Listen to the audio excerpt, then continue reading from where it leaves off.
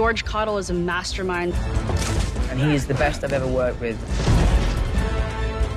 I always feel safe, which is number one.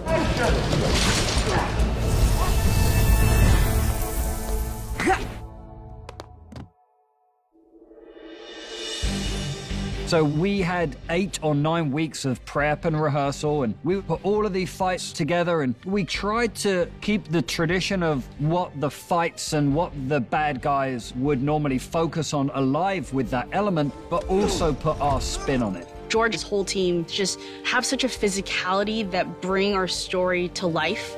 And 3, 2, 1, action! Obviously, wires play such a massive part, but the hard thing for wires with us on this is we had to put some 6, 7, even 8 characters on wires at the same time, and they all had to be very unique to their own character. We couldn't just hang Doc Ock there and hang the Green Goblin there, because it's like, no, they move very differently, and Goblin moves around on his flyer, so we had to make sure that when we were doing wires with him, that it played uniquely to his movements and his character. And that was one of the hardest things for us, was to make sure that we had all of those components together to make sure that the character was represented correctly from the wires and from the way they put the fights together. Told you I never want to do this ever again! MJ, I'm so sorry, but I can't see anything with your hand in my... Sorry.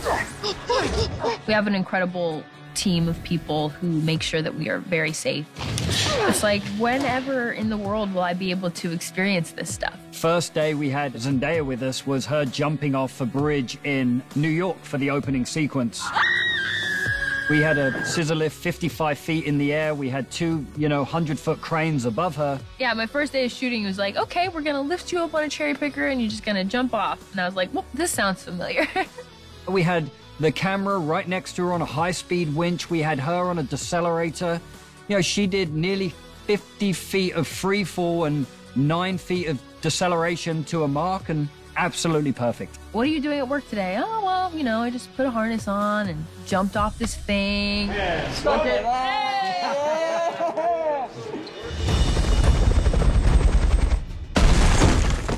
The fight in Happy's condo, we were all very excited about, because I think our main baseline was just, we're going to destroy this condo.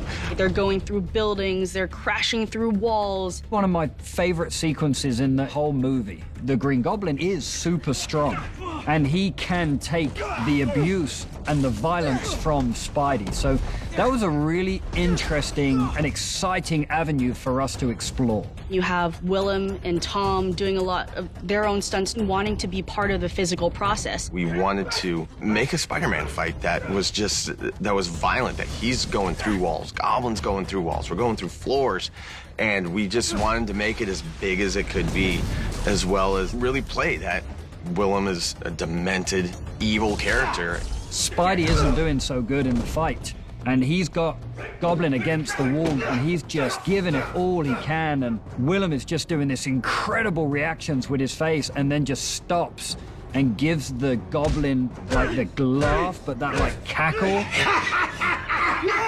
And everybody on set just stopped. It kind of made your hair stand on end. Whoa, that was so scary. All right, guys, focus on. You feel that? When you get to a third act battle in any film, you want it to be satisfying. It's a level of emotion, I think, that will rival the level of spectacle.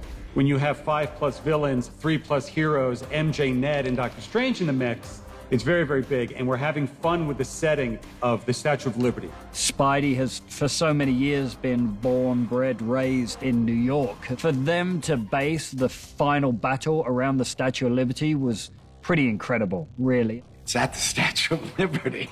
I mean, there's no way practically to do that, with a set, with the proper proportions. So we have to do it blue screen. That shot where we all land on the crown is one of the hardest Spider-Man landings I've ever done, because the crown was just so uneven, and in the Spider-Man suit you can't see anything, and I was really trying to land in the most iconic Spider-Man pose.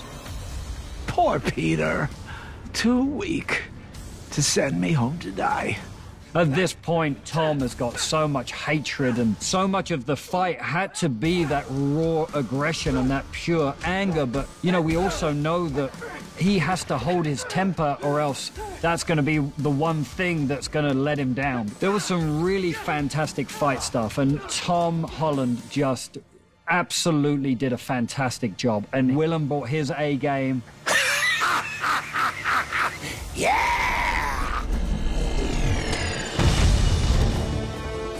I love George, and I have never once been injured. And that's a testament to his professionalism, his skill set, and also his team. I'm always very safe.